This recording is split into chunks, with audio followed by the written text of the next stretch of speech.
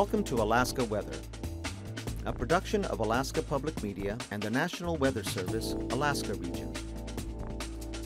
Produced and broadcast daily from the studios of KAKM, Alaska Weather provides complete forecasts, public, marine, and aviation for all of Alaska. Alaska Weather is made possible by the following sponsors.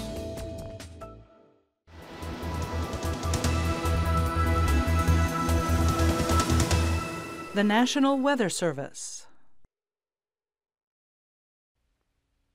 Welcome to your Alaska Weather. I'm meteorologist Percy Dehne. This is your weather for June 29, 2017.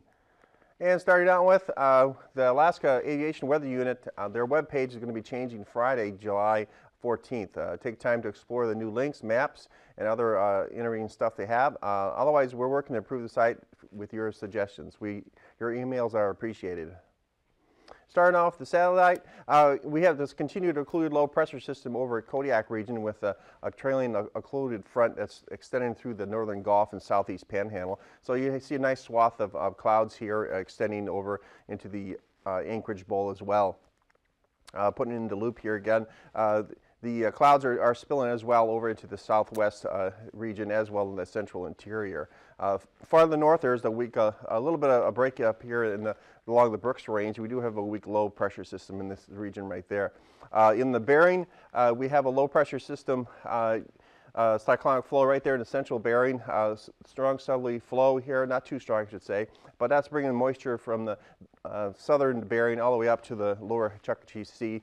And then along the central Aleutians, we have this low pressure system right here near Adak and Atka. That's going to continue to move eastward, and then that'll bring continued moisture with that as it moves east the next couple of days here. Otherwise, we do have another system that's moving off the eastern Siberian region into the Bering. Today's weather, we have here's that weak low pressure system over the Brooks Range. With that, you're going to have some isolated thunderstorms and a trailing stationary front extending over to Yukon territory. Here's that occluded front I mentioned before over the Kodiak region, and the ridge of high pressure extending over the southeast panhandle over Haida, extending along basically along the coastline all the way up to Anchorage Bowl here. So with that, you have onshore push of moisture, some light rain and drizzle that's going to affect the southeast panhandle, and it is affecting them. And that's going to carry right over into the Anchorage Bowl and spill over into the southwest lower Kuskokwim Valley region. And then over the Bering, here's that weak low pressure system I mentioned before, a 997 millibar low. Again, you're going to have a light drizzle and rain and some areas of fog all the way up through the lower Chukchi Sea. And here's a trailing occluded front that's moving North Pacific, that's moving to the east. With that, again, some moisture is affecting the eastern Aleutians area and Dutch. So you're going to have some light drizzle in that region there. And then for tonight's forecast, again, you're going to have some isolated thunderstorms this evening along the Brooks Range, and then scattered rain showers along the northwest coastline extending down into the southwest coastline. Otherwise, here comes that next 995 millibar low dropping off the Kamchatka Peninsula. And with that, you're going to have a southwesterly push of moisture moving in all the way up to the northern Bering. With that, you'll have some light rain and some scattered rain showers.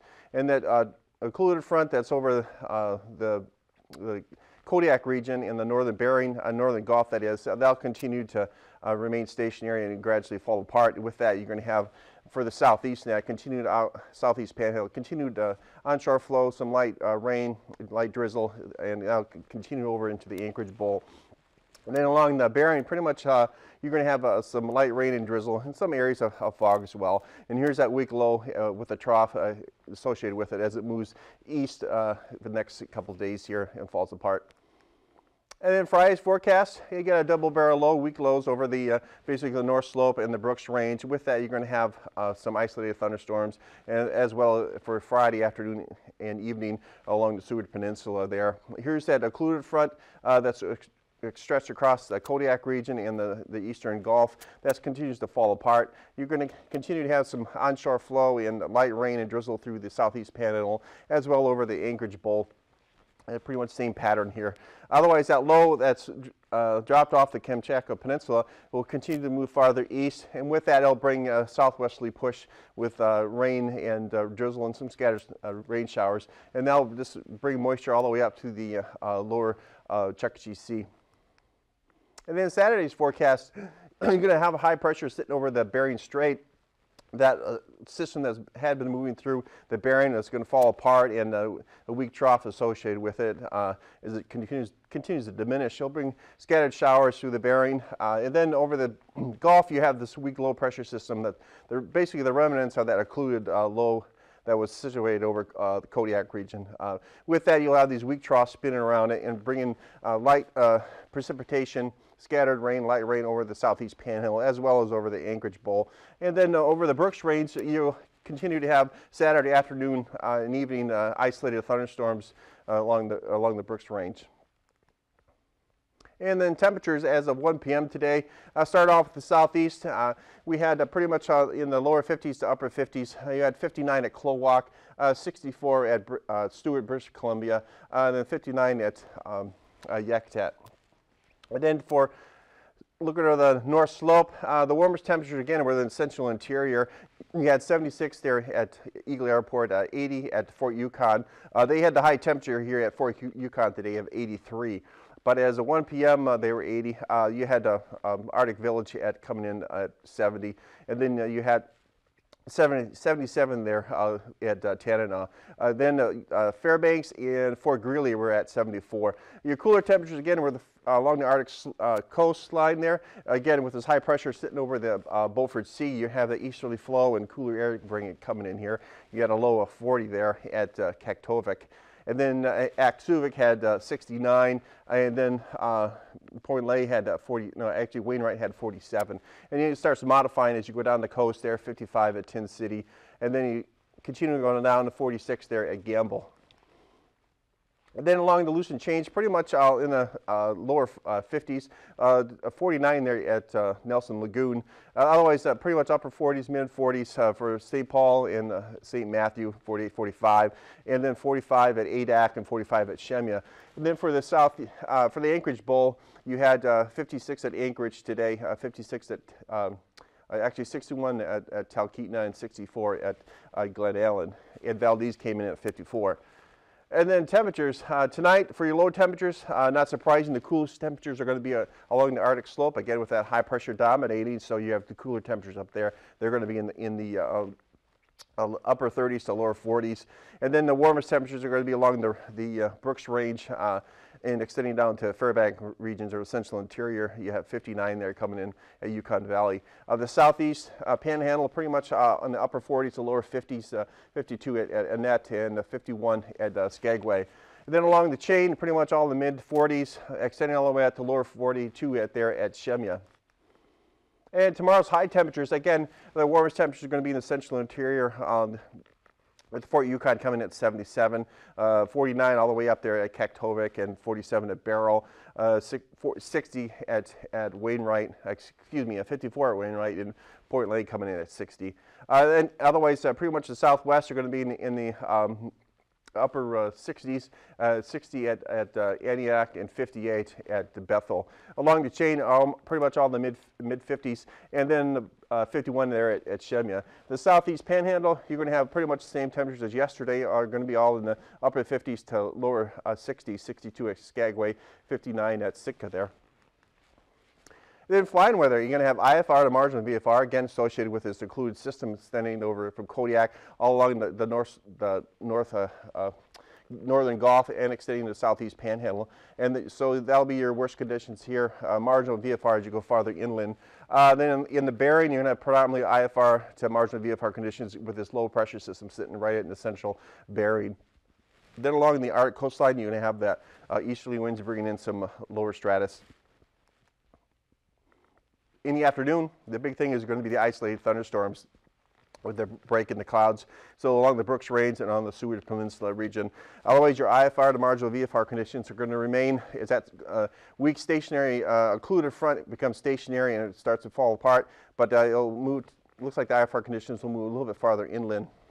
Otherwise, along the eastern Aleutians and portions of the central Aleutians, you're going to have IFR to marginal VFR conditions with the next system as it moves farther east that I mentioned before. That was near AKwx as it moves eastward. And the next system that drops off the Kamchatka Peninsula, that's bringing off IFR and marginal VFR conditions through the western to northern Bering. Tomorrow, past conditions, AKwx, VFR conditions with isolated thunderstorms. Then again, VFR and isolated thunderstorms. And then Lake Clark, marginal VFR to VFR conditions. Rainy, marginal VFR to VFR conditions. Windy, MVFR to VFR conditions. Isabel, MVFR to VFR conditions. Mentasca, MVFR to VFR conditions. And then Tenita, marginal VFR conditions to VFR conditions. Portage, marginal VFR conditions. And then Chillicook and White, marginal VFR conditions. And then tomorrow's freezing levels, the lowest ones are going to be with the cooler air right in here over the Antarctic Gulf or coming off the eastern Siberian region there. Otherwise, the higher freezing levels are going to be 8,000 to 12,000 feet there with a high pressure ridge that's extending along the southeast panel all the way over to the Anchorage Bowl. That's where you have the warm air pushing in here, so no surprise that your freezing levels are anywhere from 8,000 to 12,000 feet. Tomorrow's icing, you're going to have light to occasional moderate over the western Aleutians from Shemya along the rest of the chain, and then as well over the Prince William Sound, extending along the eastern Kenai and extending into the Barren Islands region, as well as you're going to have isolated light to occasional moderate icing tomorrow along the eastern Aleutians there. Otherwise, you have light to isolated moderate conditions over the southwest, extending up the Seward Peninsula, and icing, same conditions above 10,000 over the southeast panhandle.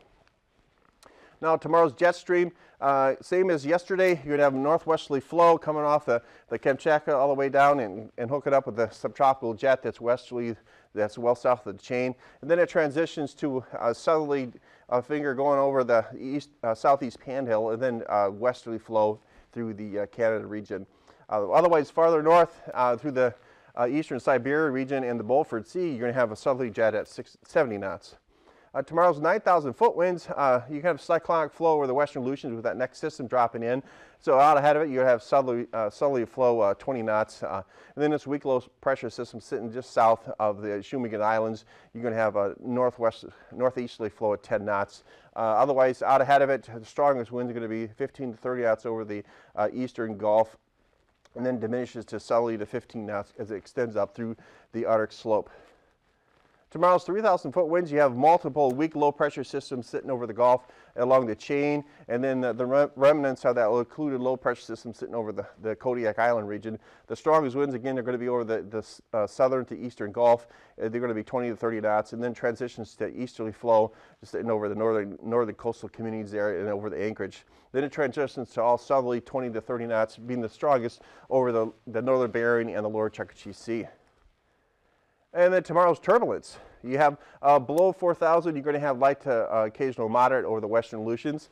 And then you're going to have light to occasional widespread moderate over the Prince William Sound, extending over the eastern Kenai, the Anchorage Bowl, and extending down into the Barren Islands region. And you'll have below 4,000 light isolated moderate over the Arctic slope, and below 4,000 light to occasional moderate over the southeast panhandle. We'll be back with your Marines after this.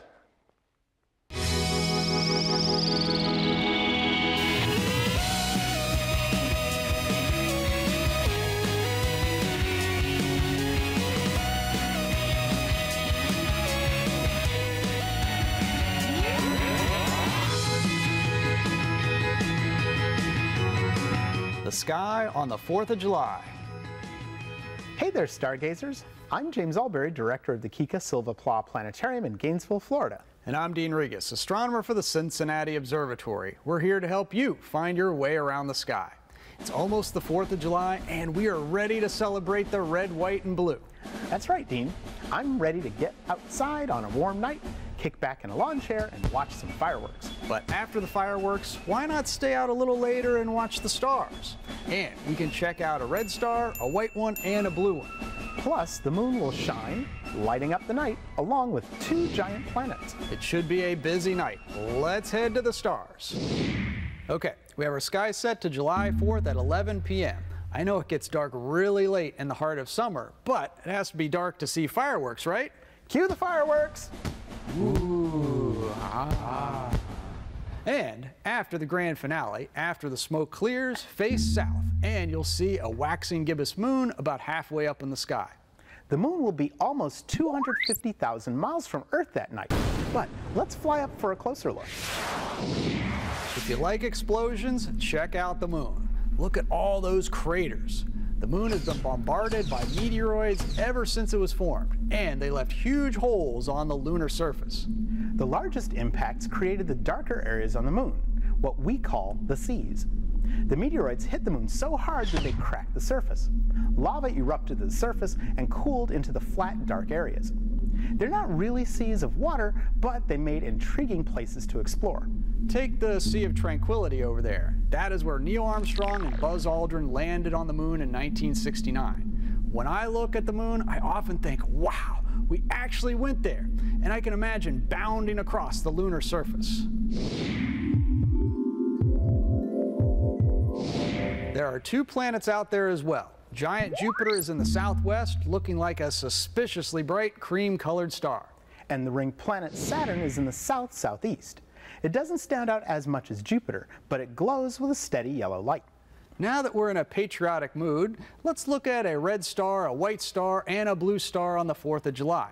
A red star is below the moon and a little to the left. Its name is Antares, and it should twinkle like crazy. This star marks the beating heart of the constellation Scorpius the Scorpion. And at this time of night, you may be able to make out the scorpion's body and tail above the horizon. The claws are reaching out to grab the moon. That actually looks like a scorpion. I know, right? To see a great white star, turn to the east and look high in the sky for a big bright triangle of 3 stars. That is the summer triangle. The faintest of the 3 stars is white in color and named Dehne, and it has quite a story. That's right, James. Dehne marks the tail of Cygnus the Swan and is perhaps the farthest star you could see with the naked eye.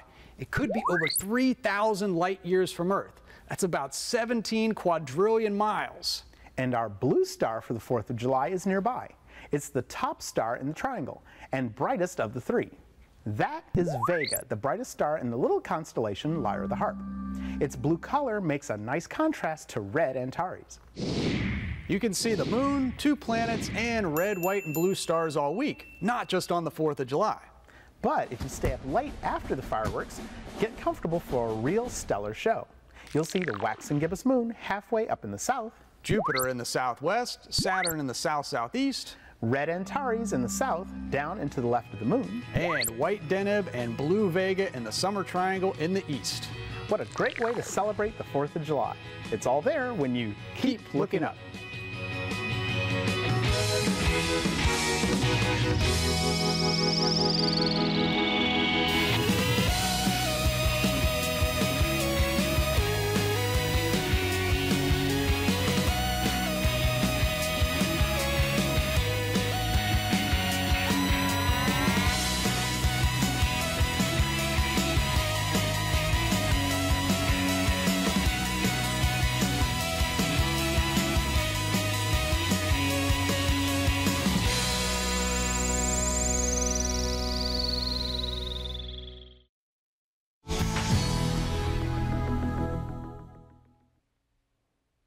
Okay, starting off, we're going to start off with your sea ice analysis. Continue, you have ice cover there over the Arctic coastline extending in the Beaufort Sea.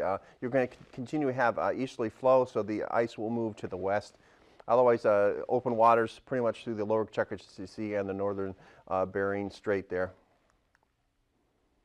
Friday's marine forecast for the southeast continued in the inside waters at southeast to southerly flow at 10 to 15 knots, wave heights 3 feet. And then outside waters, small craft winds at southeast flow and wave heights are going to be 9 to 11 feet.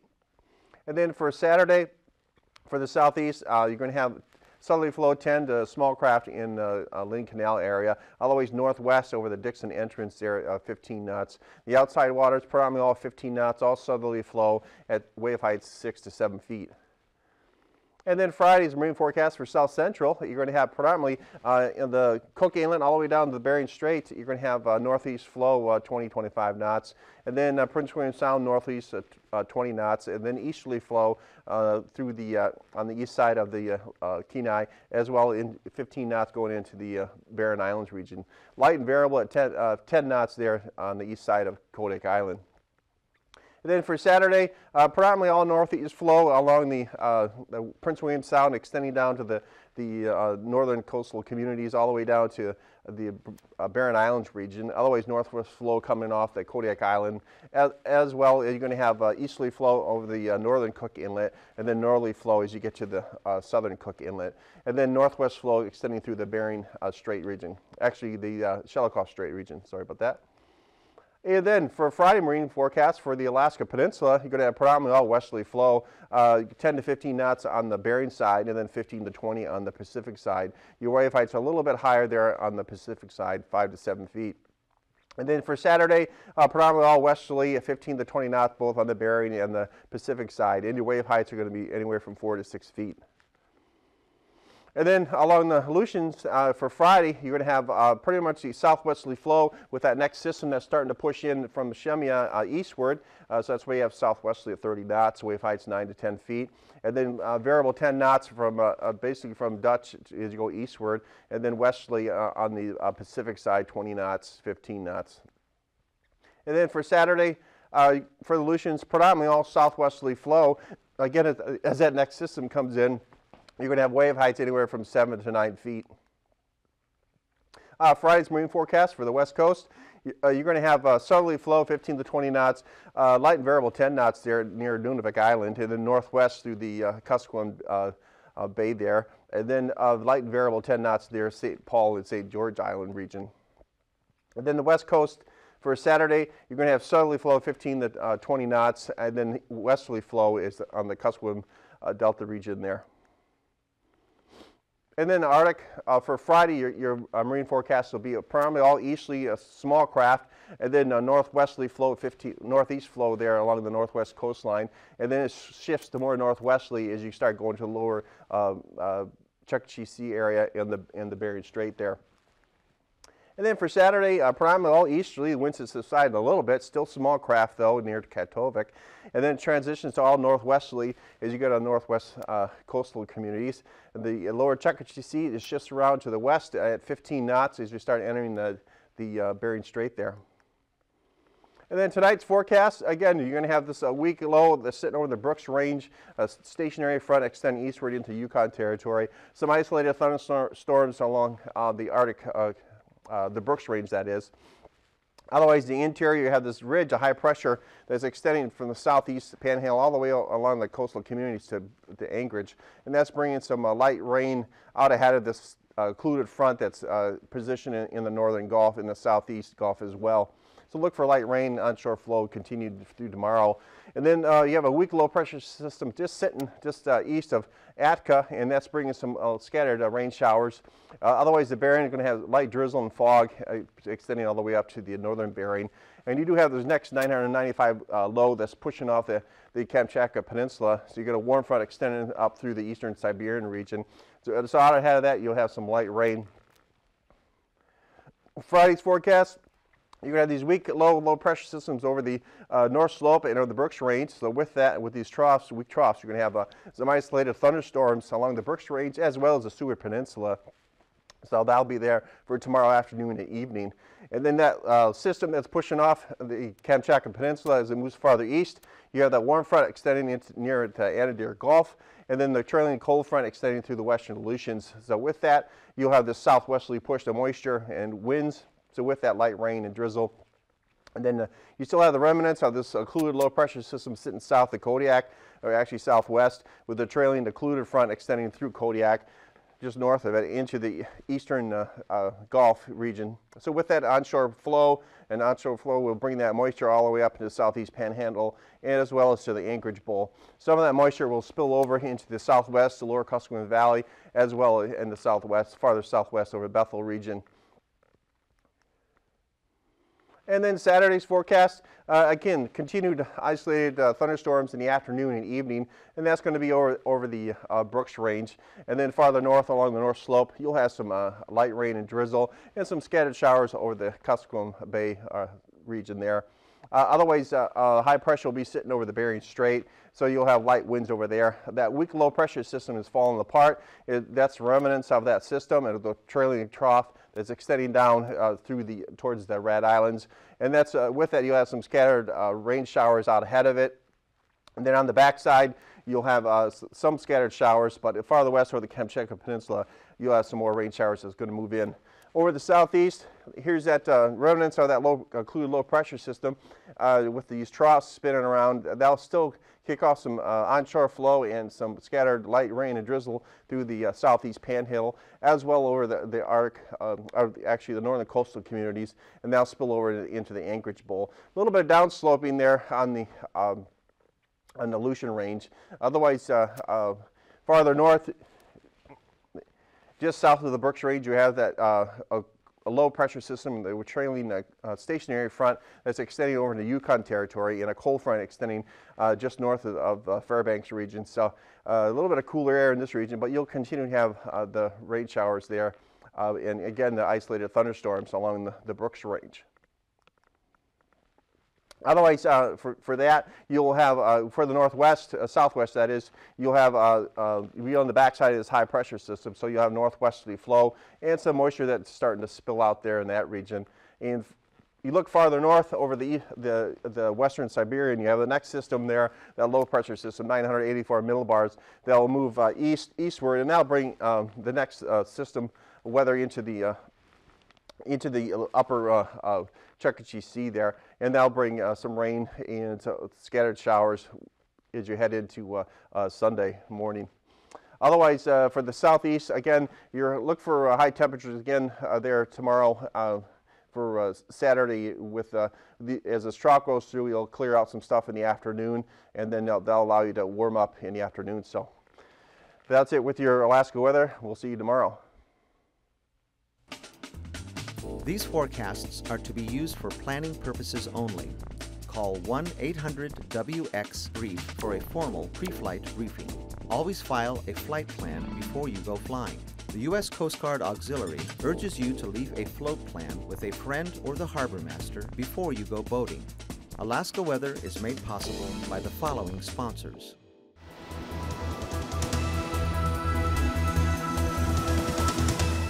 The National Weather Service.